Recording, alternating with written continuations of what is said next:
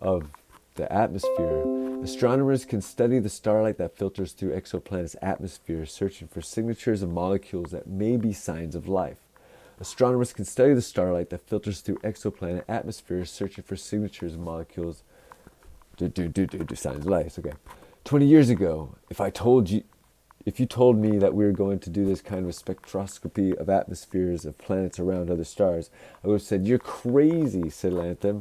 Now we're doing it. Scientists are looking for signatures of life, byproducts that organisms might emit into the atmosphere.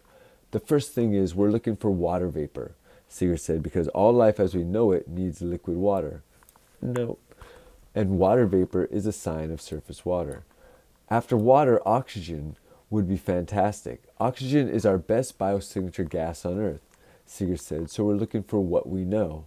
After that, we have lots of gases we're interested in, but mostly in space, we're looking for gases that don't belong, that there are in high quantities, enough to really be detected from far away. The Drake equation revisited due to Planet Hunter. Many products of biology. Sometimes you get like, you get a little sneeze. Kind of works on you. Many products of biology can also come from geology, though. For instance, if scientists see methane alongside many other hydrogen-rich gases and sources, it's likely not biological, said Sager. However, finding methane together with oxygen would be promising, because these gases would react with each other and become something else if they weren't being continually produced, she said. Unfortunately, it's often impossible to completely rule out one source over the other. On the other hand, scientists may overlook signs of life that is radically different from us. It's a little bit like drunk looking for his keys. He looks under the lamppost because that's where he can see them, Latham says. We look for life that is similar to our own, because we think we understand the organic chemistry involved, and so we think we know how to interpret the evidence for it. Future telescopes like NASA's James Webb Space Telescope will follow up on test exoplanet discoveries to verify if newfound planets have atmospheres that could support life. The search for intelligent life is guided by the Drake equation, a formula derived by astronomer Frank Drake to estimate the likelihood of receiving signals from intelligent civilizations. Determining the equation began with the number of stars in our galaxy and proceeded on the number of civilizations actively broadcasting their presence into space. Kepler mostly affirmed the fraction of the stars that have planets. The test mission will enrich our understanding of how many planets could support life, and even the fraction of those planets where life may actually occur. Seeger explained, constraining the equation further. 30 years ago, if you asked people, "Do you think there are lots of planets out there?" most people who knew anything about astronomy would say, "Yeah, probably there are," but nobody knew. With Kepler, researchers discovered that the universe is littered with planets. For the first time in 300,000 years, Homo sapiens has found planets around other stars, as far as we know. Shortly thereafter, scientists began to get enough data to hypothesize that many of these planets might be habitable. Over past quarter century, science has increasingly led scientists to believe the existence of life may not be a miracle after all, and he said he sees no evidence that this trend will stop. Tests will lead the way for a wealth of discoveries and deepen our understanding of many phenomena in the cosmos.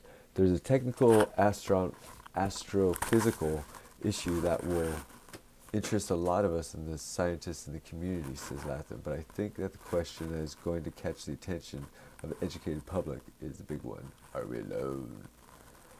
Alright. Are we... Oh, wait, hold on. One sec. Alright. Alright. I think that might even be a little better. There we go. I'm working on it. Getting the audio proper takes a little while sometimes because all these things going on. It's a news world. All right, so let's go jump back to California. Exclusive analysis. Only 1 in 7 California cities allow recreational marijuana. Just like our rights to grow marijuana. The microphone took a dive. Microphone took a, you know? They say this is a lapel, and I'm actually wearing a collar. Is that what that's for? Dang, that's a new thing to me. Wow. Okay, here we go. Exclusive analysis. Only 1 in 7 California cities allow recreational marijuana stores. March 15th, 2018. So far, only San Francisco Bay Area has legal cannabis lounges, but West Hollywood and Palm Springs are looking to open some soon as they are able to. By Bookstags and Ian Wheeler. April 15th, 6 a.m. 18, 18 months after California voters enthusiastically endorsed legal marijuana, just 1 in 7 cities in the state allowed recreational cannabis stores, according to a first-of-its-kind study by this news organization and its California partner, and only 1 in 3 allowed any kind of cannabis business at all. Proposition 64, approved by 57% of state voters in 2016, promised to bring California into a hazy new age, making it legal for people to carry up to an ounce of marijuana and grow it at home. But it also gave cities and counties a strong say in exactly what would be allowed and when. The result is a crazy quilt of regulation. Our study is the most comprehensive look to date at how the industry is taking shape. Some towns, among them San Jose and Oakland, are cannabis friendly, allowing a wide range of businesses to cultivate or peddle a product that residents are free to use. Other cities include many smaller jurisdictions across the Bay Area are less enthusiastic, with some blocking virtually every type of marijuana-related enterprise, and in some cases passing ordinances that seem aimed at regulating personal use as much as possible, despite the voters' will. We began gathering details on local marijuana policies last year. In January, just as recreation sales became legal, we launched a database with some of that information offering cannabis rules from about half of the state. Now, with the state about to celebrate its first 420 since sales began, we've upgraded that work with rules from all 540 city and county jurisdictions in California. 54 counties. And, okay. The information, they got it online thing. The data reveals some interesting trends, conflicts, and anomalies. It also shows that leaders in some communities are far less enthusiastic, and in a small number of cases more enthusiastic about cannabis than the residents who voted for and against Prop 64. Among the findings, fewer than 1 in 3 California cities, 144 out of 482, allow any kind of cannabis business to operate in their borders, and just 18 of the state's 58 counties permit cannabis businesses in unincorporated areas. Fewer than 1 in 5 California cities even allow medical marijuana dispensaries, even though medical marijuana has been legal in California since '96. Of the 144 cities that permit marijuana businesses in their borders, just 57 are levying taxes on the industry, which doesn't mean cannabis in the 87 others is tax-free. There's a state tax of 15%. That's largely because of Prop 64 requires governments to get their voter approval for their tax schemes. But cities that have approved taxes are beginning to rake in the dough. San Jose made nearly $2.2 million in cannabis revenue in the first 2 months of the year, while Oakland made $2.86 million in the first quarter. While state law says cities cannot completely ban adults from growing 6 marijuana plants, officials from 2 tiny Northern California towns, Gridley and Butte County, and Montage in Siskiyou County, do exactly that, saying it is illegal in those jurisdictions to grow cannabis indoors or outdoors. Fresno County Selma is taking a different approach to the issue. It allows home grows but charges the state's highest cost for a permit to do so, $1,420 for those 6 plants. Many people seem to think that it's a free-for-all when it comes to cannabis in California now that recreational marijuana is legal. But as the numbers above show, that's far from the case, and even our numbers may paint an overlay enthusiastic picture.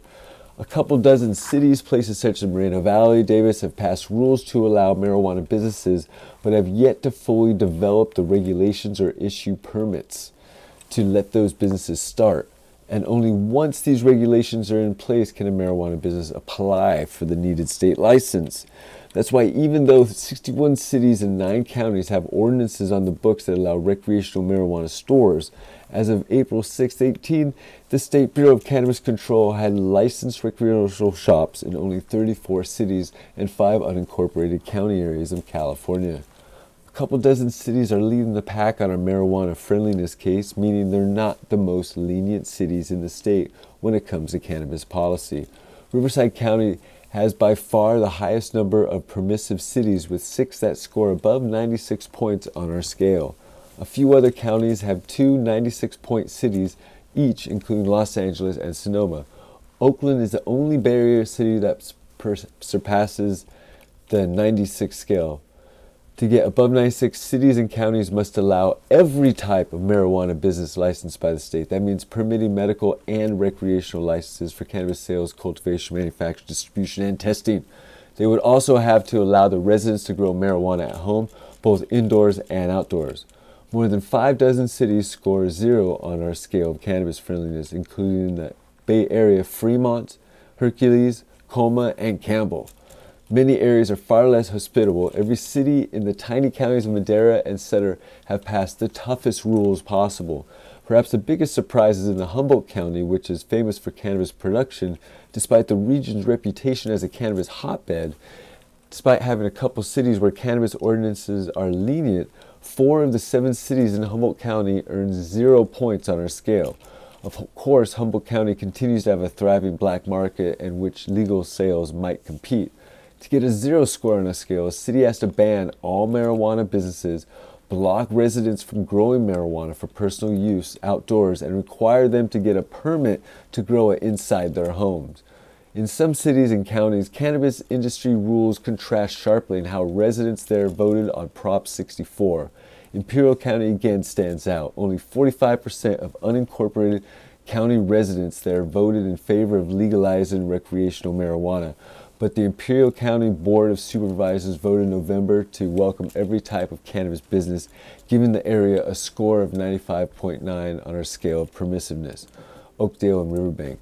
In Stanislaus County are the only 2 cities in the state that have welcomed every type of recreational marijuana business, even though a majority of residents in both cities voted against Prop 64. In other places, local policies are very much in line with voter wishes. Boner changes tune. Joins marijuana company board state extends cease and desist letters to cannabis businesses.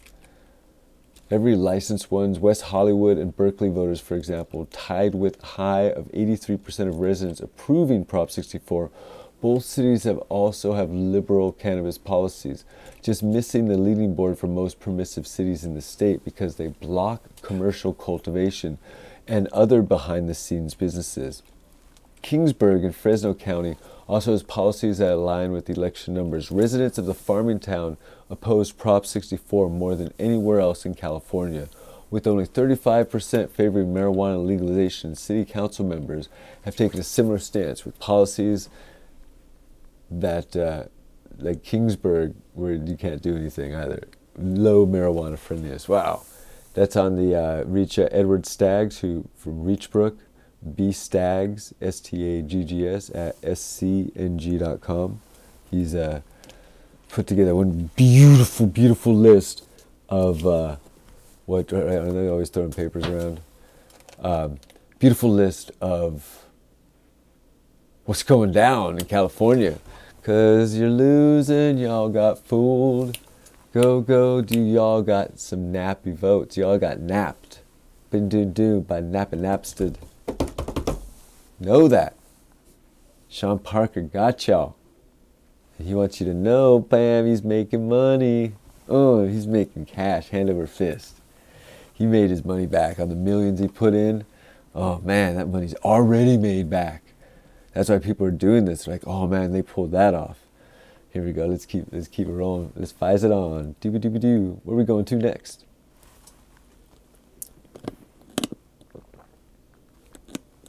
Here we go.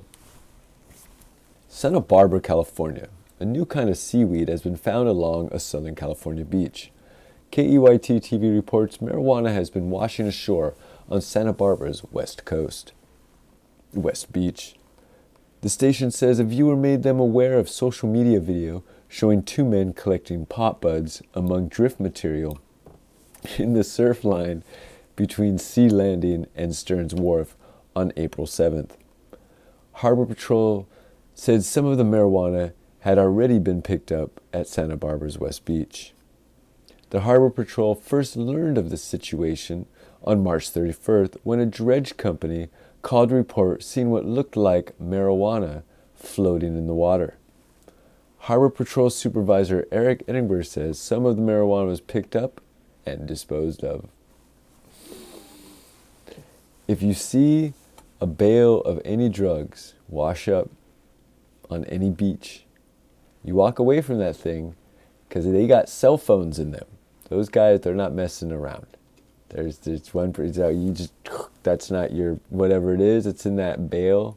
They're tracking it. Just keep on going. Talk about how you got away. Seriously. Things that are out there, there's such a drug trade going on, and legalizing is very important. Legalizing marijuana worldwide. Let's keep the ball rolling.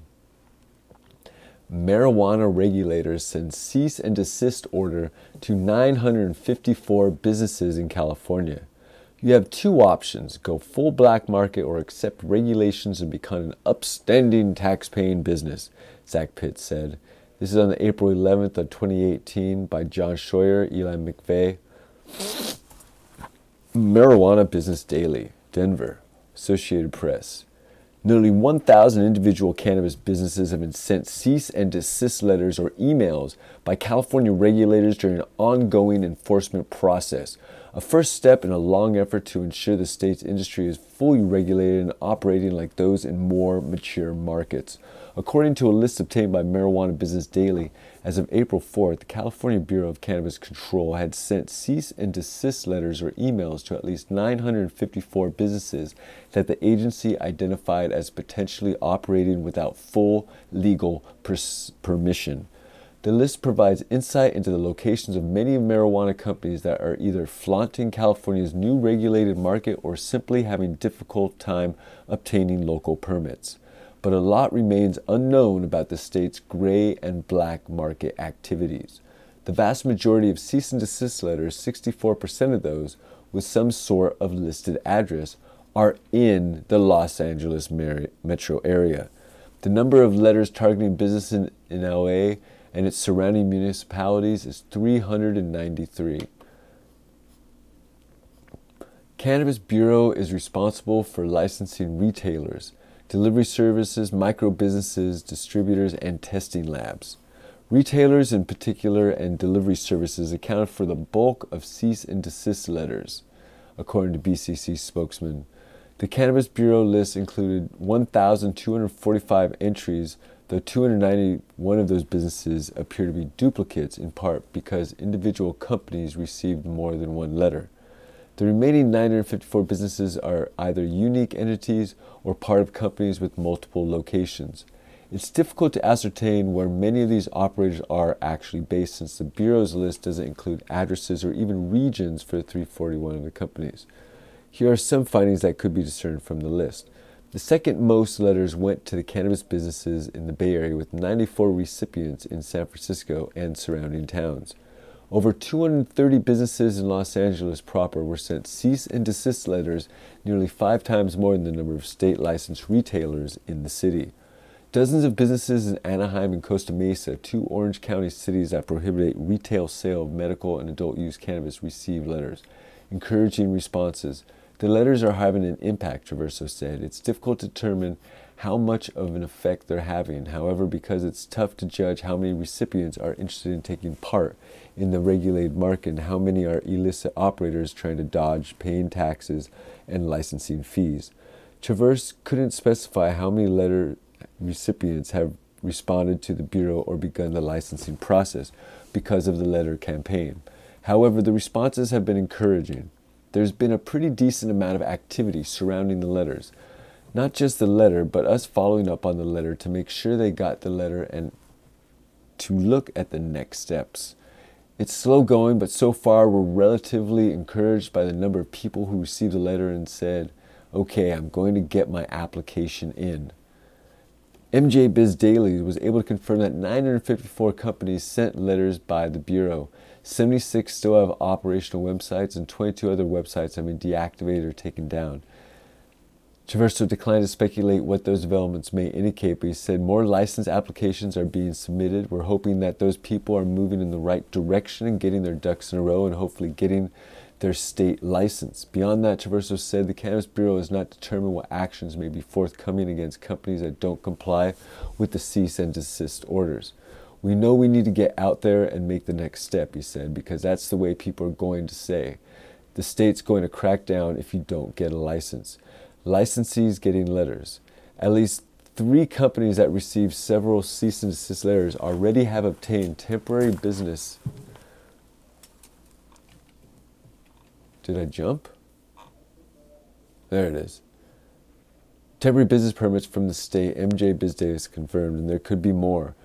Those 3 include distributor and retailer, Flocana, retailer names. All these have multiple licenses through the BCC. We received those letters. The owner noted his company got at least one at his 3 locations. At first they thought they were a scam. They called them many times and they never got any adequate answers, they say. And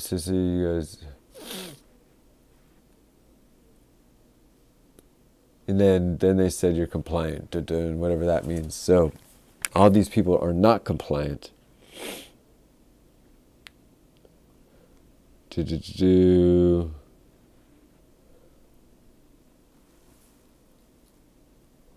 then these guys, Flocana, they're like, work so hard, what's going on?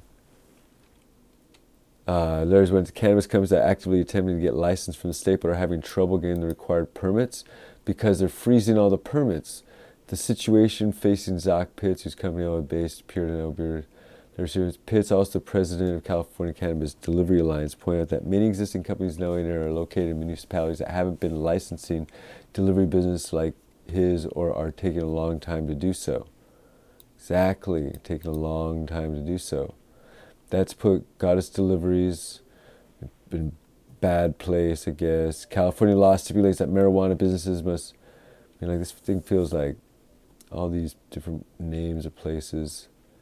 People, there are a lot of people in the process getting licensed. There are a lot of people not follow their licenses, just delayed purposely. There's been pretty much constant delays in LA delivery services. Played cannabis complaint. In the legal industry, I've spent a lot of time really convincing cannabis businesses we need to get into the regulated market. You have 2 options to go forward: black market, regulations, become an upstanding tax-paying business. You can't really straddle this line anymore, but it seems that every turn they're being punished for trying to follow the rules.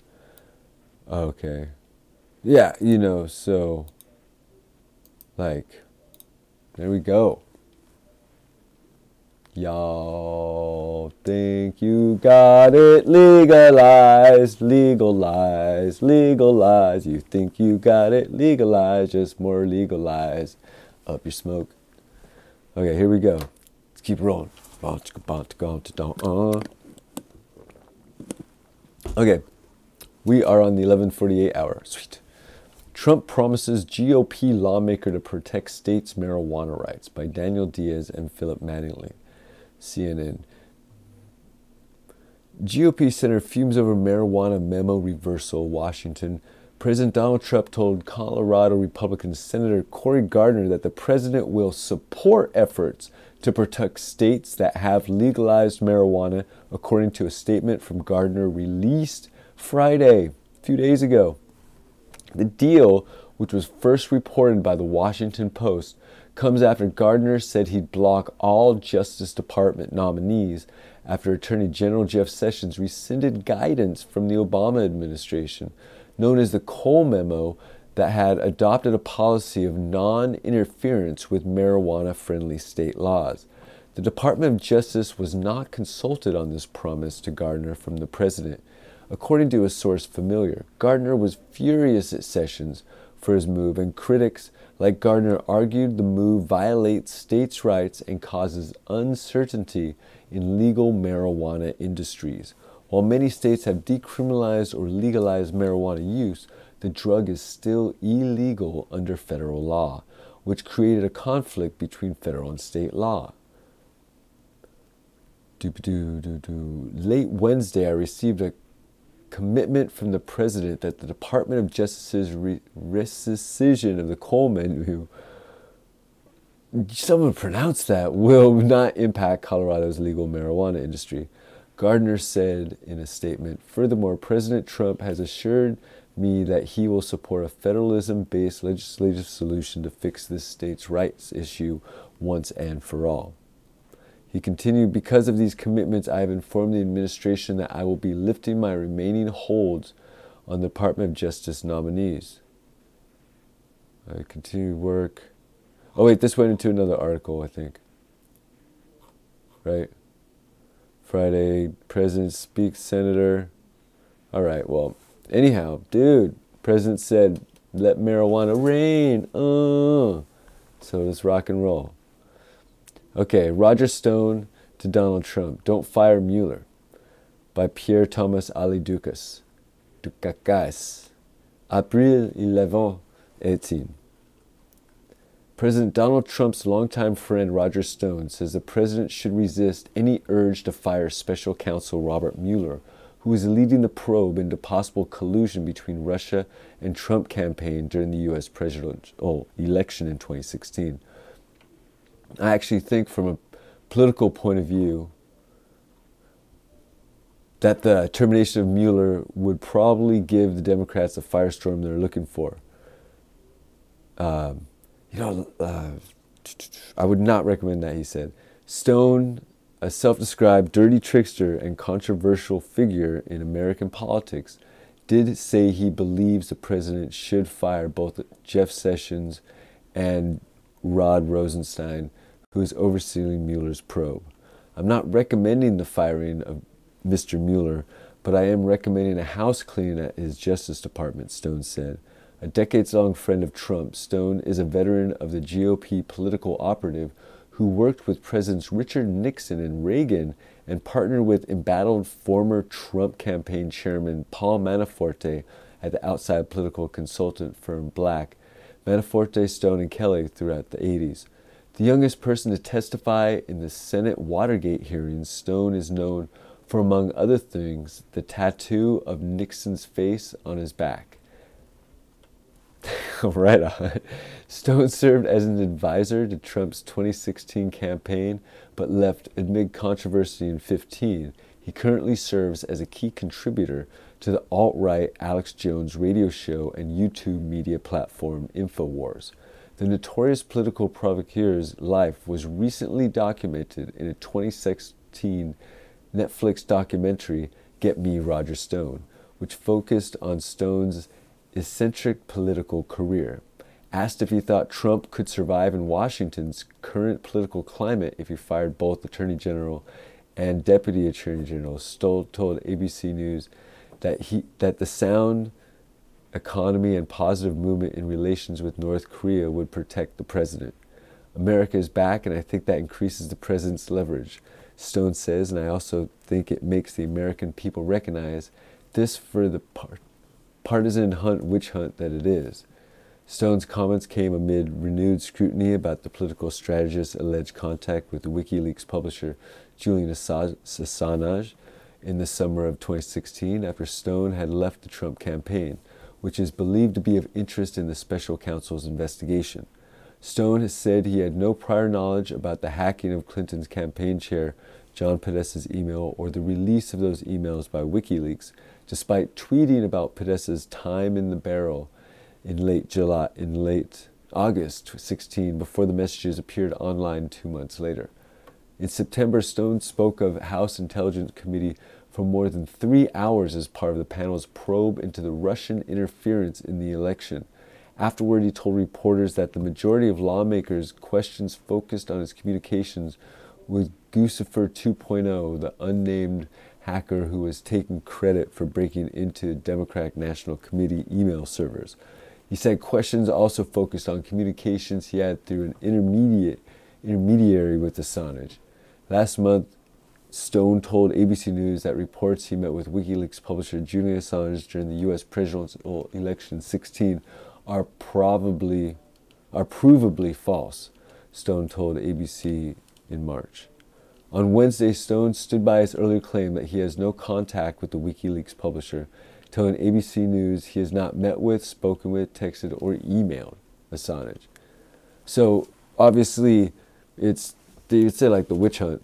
I mean, thing is, sometimes you just gotta make up an adversary. You gotta make people look worse than they are. And say, oh no, that person did that. Yeah,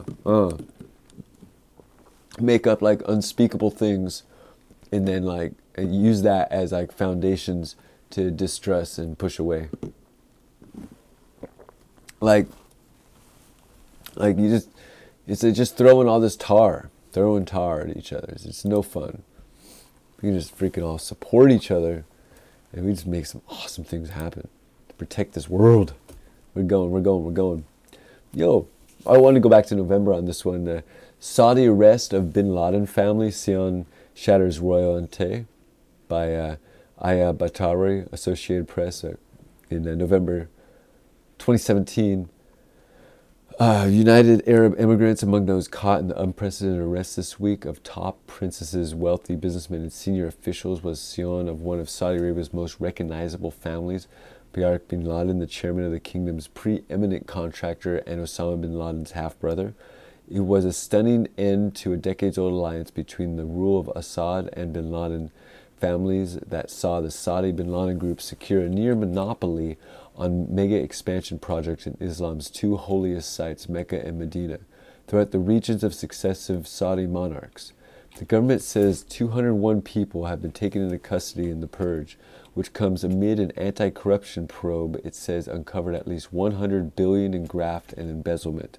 Saudi critics and experts have called the arrest a bold and risky move by Crown Prince Mohammed bin Salman, aimed at consolidating power as he sidelines potential rivals, silences critics, and dismantles alliances built with other branches of the royal family. The 32-year-old crown prince, who was the son of King Salman, is probably known by his initials MBS, is leading the anti-corruption investigation. He's also the force behind the so-called Vision 2030 plan, a blueprint for how to restructure the country and wean it up from its dependence on oil revenue. The arrests of bin Laden and the others not only signal the end of old alliances, but also speak to the larger demands being made on the businesses community to pay into the Crown Prince's economic vision in an era of lower oil prices. This is the beginning of the rise of economic nationalism, said Ahal Kamil, Middle East North African division of Ya'asha.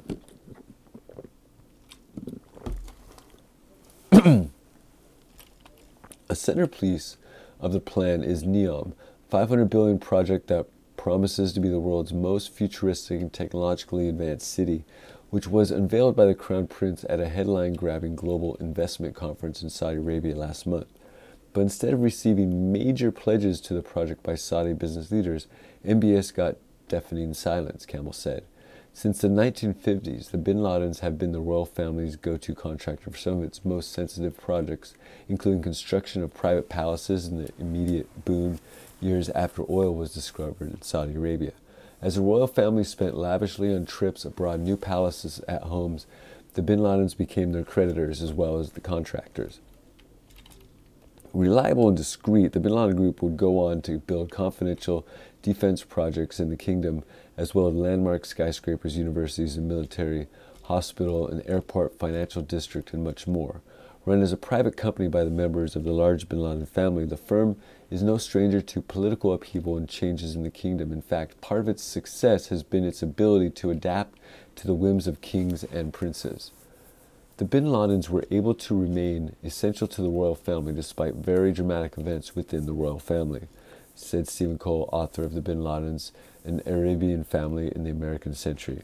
The bin Ladens were also no stranger to controversy. They weathered the blow to the family name and the reputation after the 9/11 attacks in New York, masterminded, claimed by Osama bin Laden, son of family patriarch Mohammed bin Laden. In 1931, Elder bin Laden, a poor Yemen migrant who had traveled north in the 1920s to the Red Sea port of Jeddah, formed the company that bears his name. He married some 24 women and fathered more than 50 children, including the future al-Qaeda leader. After the 9/11 attacks, the bin Ladens hired lawyers and public relations specialists in the U.S. trying to communicate their disdain for Osama bin Laden and their willingness to cooperate with Washington, Cole said. In the 1990s, under pressure from the Saudi government, Bakr bin Laden oversaw proceedings to strip his brother of all his shares in the family's company and wealth, a move that came as the kingdom stripped the al-Qaeda leader of his nationality. Bakr achieved what he set out to do, which is kept the company intact, and he kept it legitimate in the international economy and went on to concentrate primarily on construction in the region, and in Saudi Arabia in particular, Cole said. The bin Laden group was crucial to Saudi rulers in '79 when militants laid siege to Islam's holiest site in Mecca for 15 days. The company, which had been working on expansion projects there, helped flush the rebels out of tunnels because they had the blueprints and the maps. But while al-Saudi bin Laden alliance had been a pillar of how the royal family retained power over the years, the needs of the kingdom have changed. Campbell said, they helped the al-Saud family in time of need, but the utility that relationships have been exhausted. It is no longer attractive for al-Saud to retain that, nor can they afford to. In 2015, the bin Laden group suffered two major blows, the collapse of oil prices and the collapse of one of its cranes. The crane disaster killed 111 Hajj pilgrims and pristine marble floors at the Grand Mosque, housing and cube-shaped Kaaba. Wow. The firm came under investigation, a travel ban was imposed by bin Laden, and the company remains embroiled in litigation to this day. The collapse of oil prices delayed government payments to contractors, and by 2016 the bin Laden group was forced to cut tens of thousands of jobs. Disgruntled workers complained they had not been paid in months. Hundreds took to the streets of Mecca in rare protest, setting company buses alight. At the time, the company was in the midst of the largest expansion in history of the Grand Mosque, a project initiated by the late King Abdul that included construction of one of the world's tallest towers, topped by a neon clock. The firm was also involved in controversial construction projects ordered by the king that historians say wiped out key traces of Mecca's history dating back to Prophet Muhammad. In many ways, the bin Ladens were seen as part of the old guard, a part of the economy that was based on personal relationships and not transparent.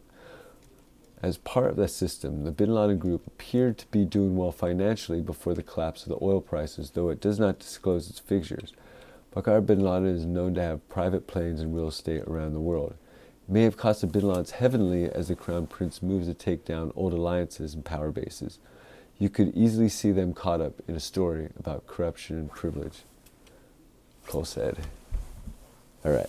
Oh, you gotta move around a little. You know, you sit for two minutes, and you gotta phenomena. Let me see you go. All right. So, keeping it rolling. Smoke News Radio. All right. From the Express Tribune Life and Style film, Dwayne "The Rock" Johnson, the next Hollywood A-lister to be visited by the King Prince of Saudi Arabia. It's by Entertainment Desk. It's back in April 5th, 18.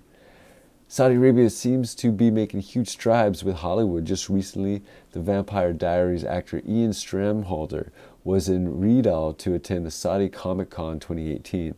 The kingdom is also getting its first cinema in 35 years comes April 18th. And now Saudi Crown Prince Mohammed bin Salman has reportedly been hanging out with the Fast and Furious star Dwayne "The Rock" Johnson this week. The two recently met in Los Angeles, where the actor expressed his admiration for the prince's devotion to his kingdom. According to The Hollywood Reporter, Salman attended an intimate dinner hosted by Rupert Murdoch, interacted with the likes of Morgan Freeman, Michael Douglas, and Johnson. Johnson Douglas. The Rock took to Instagram to express his fondness of the Saudi royalty. He wrote, "It was fascinating to hear his deep-rooted yet modern views on the world and creativity, and certainly the positive growth he desires for his country." However, the former wrestler changed his caption a while later and reported the Business Insider noticed it.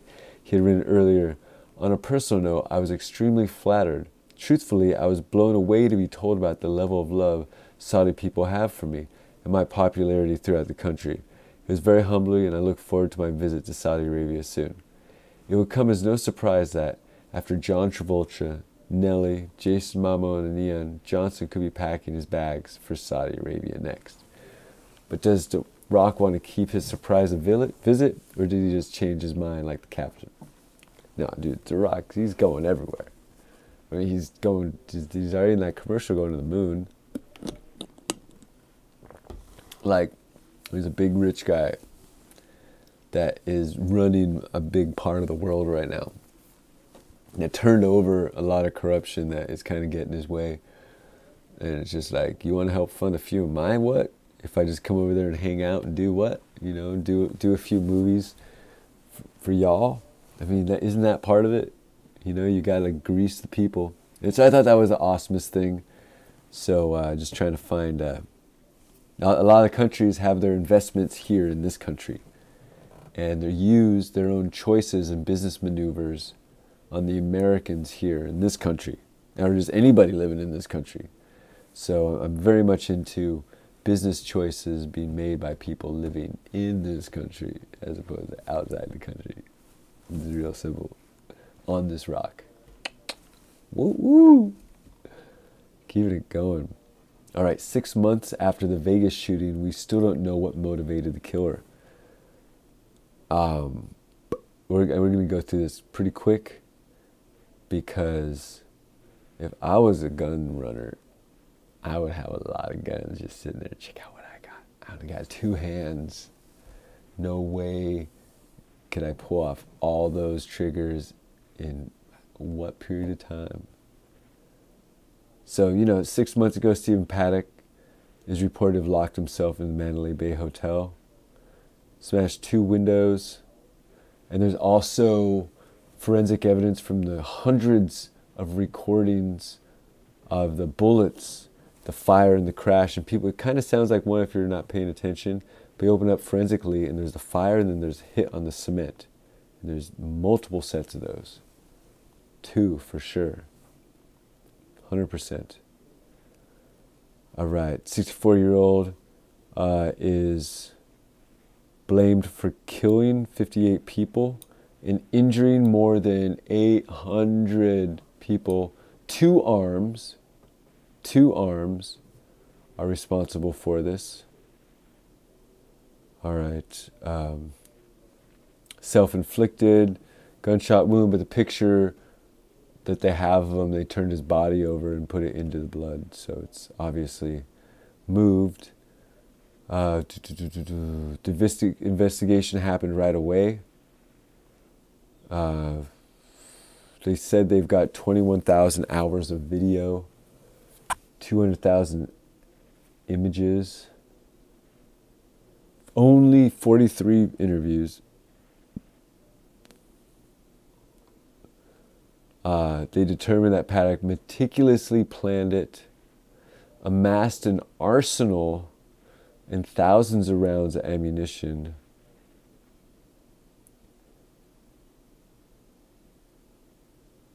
Biggest open air concerts on his computer.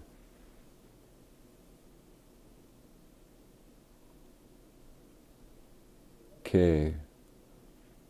I mean, that's, you just don't, you don't type that into the net. What's the biggest open air concerts? Like, who types that? People don't type that. It's not how sentence structure works when you're asking for something. Political or social motives, they also want their viewpoints to be known, but he left no manifesto. He left no test manifesto. He left no text of anything. He was selling guns, a whole bunch of cool guns, all these different types of guns that 2 hands cannot operate all of them. I mean, Rambo and Schwarzenegger taped guns together. Riley taped guns together. She freaking fought the aliens. You know, if you need to do that, they got tape. You just tape 4 guns together and just go one to the next to the next. I mean, everybody's seen movies. Okay. they didn't find evidence. He was in contact with everyone, and then ISIS claims that they did it, but everybody's like, no, they didn't.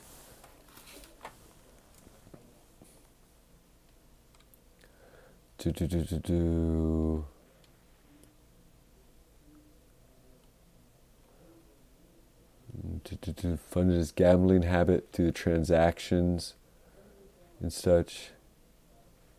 Lost a lot of money, right? Then they take his brain apart and such. I mean, it's like, because it's got to be one person right there. That's what they're giving you on a platter. Had developed some kind of brain disease. No, this guy was selling guns. There was a whole bunch of people dying in hotels that night. There was a Saudi Arabian prince meeting, and many people got killed. There were a lot of helicopters in the air that night. And there were some people who their leaders probably got axed. And they said, screw this. So they smashed out the window and machine gunned and got the heck out of the building. So, I mean, it's pretty simple. We can't be ignoring Vegas. Vegas is our #1 priority. Syria, what the hell are you guys doing over there? Vegas is our #1 priority. And looking at every single freaking viewpoint is so important. Saying like, oh, it was this one guy and his mental illness, but he was so capable to Rambo multiple guns at a time that you could only fire so many bullets. Now 800 people, that's 800 bullets plus another 50, that's at least 900, and let's just multiply that by 2. 1,800 bullets, one window over to the next. It's these things, they don't line up. And I'll get you that article with the forensics, the sound forensics. It's beautiful. You could do it on your own SoundForge. Download any of the videos that were there from multiple different sites. It's... All right, here we go. So again, they're back at him. So this girl, she wants to live, Mary Lou. So it's, yeah, it was him. Look, I'm still alive. I didn't disappear like the Vegas chief of police has disappeared already. That guy is just gone, and so is the news articles about him. I guess he took like a Tahiti vacation without telling anybody. Okay, neuropath. So they found an abnormal structure on his brain, similar to Alzheimer's. As we look into everybody's freaking stuff. They don't talk about like what medication he was on, what his counselors were feeding him.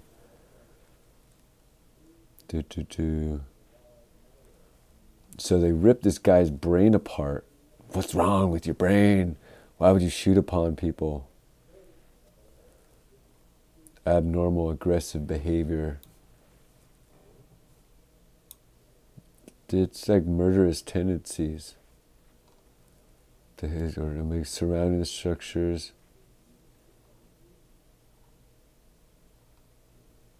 I mean, this is like... This guy's got to be a ninja to pull the trigger so quick, yet be freaking brain monkeyed. It's just like, tell me about this gun goes off in every single Rain Man detail about it, dude. So, he's like got all these different guns. He's a gun runner. Check out my guns. You guys are here at the Saudi Arabia King Fest and Prince Fest. And then you just set up. We'll use your guns. Make sure you bring ammo. We want to buy at least 100 rounds, take it in the desert. So this guy, all right, yeah. So there. What about Vegas, Dr. President? Heal the nation. Don't let like sicknesses persist. And then talks about, could ISIS have been involved in Las Vegas shooting? FBI claims that Steve acted alone. And then within hours, ISIS claims it was them. Oh, yeah, it was us. It was us, you know, all you guys got killed, you know, because we wanted to hit that. And they claim Paddock was the killer by his like new Islamic name. Like it's like a street kid name or something. Like all the cool Americans are doing it. We're getting these like 1, 2, 3, 4, 5 like mini names. Man, Americans, we can barely like first name, last name. Maybe you got a middle, but you don't got 5 or 6 names like it's a sentence you're speaking to somebody. That's Americans don't choose those names. It's just like Bob Smith, BS. That's me, Mr. BS. So I mean, unless he went by Bar Al Abala, Abba, Ba, Ba, ba ba ba. Like what's it? Just Abu Abar Al Marina Bazan. Like you just don't like tattoo that. I love Abu Abar Akamargarine Son Singa on your arm, dude. I mean, like his girlfriend wouldn't tattoo that on his arm.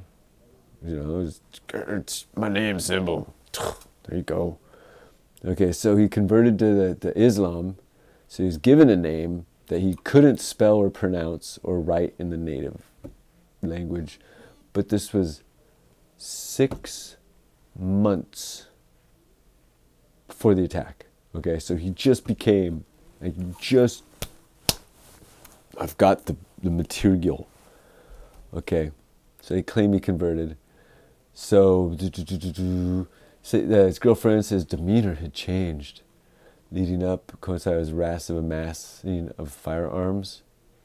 You're a gun runner. You just don't. The Lord of War, dude. Nicolas Cage did it right. Lord of War. Because, like, chicka chicka bang bang. So streaming's still going. Oh. Alright, here we go. Sometimes some things want power, electricity, and it's like so much easier to just like strap something to the screen and just like hope that that's the right camera that will work because you're in a low light environment. And the thing is, the iPhone is a great thing. I figured out you gotta change your metric